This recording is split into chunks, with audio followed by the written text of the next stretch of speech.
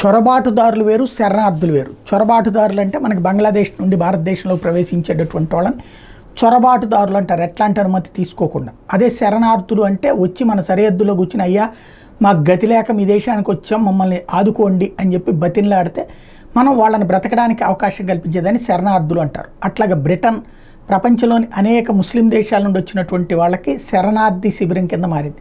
చివరికి అక్కడ వాళ్ళు బ్రతకడానికి హక్కు కల్పిస్తే ఇప్పుడు ఆ బ్రతుకు హక్కు పొందినటువంటి వాళ్ళు బ్రిటన్ వాళ్ళ హక్కులని, బ్రిటన్ వాళ్ళకి సంబంధించినటువంటి ఆడపిల్లల మీద అత్యాచారాలకి తెగబడుతున్నటువంటి వేళ ఆగ్రహావేశాలతో రగిలిపోతుంది బ్రిటన్ సమాజం. తాజాగా చూస్తే మొహమ్మద్ సాదీకుర్ రెహమాన్, వీడు 26 ఏళ్ళోడు, బంగ్లాదేశోడు. వీడు 14 ఏళ్ల బ్రిటిష్ బాలికని లైంగికంగా వేధించాడు, దారుణమైనటువంటి స్టేజిలో ఇబ్బంది పెట్టబోయాడు. వాడిని ప్రస్తుతం పట్టుకున్నారు. అక్టోబర్ 2023 అరెస్ట్ చేశారు. వాడు ఇప్పుడు ఏమంటాడు, ఇప్పుడు వచ్చేటప్పటికి 24 అయిపోయింది. నన్ను డిపోర్ట్ చేసేయండి చాలు, మీరు శిక్షించద్దు అంటాడు. అంటే నా దేశానికి నన్ను పంపించేయండి అంటాడు.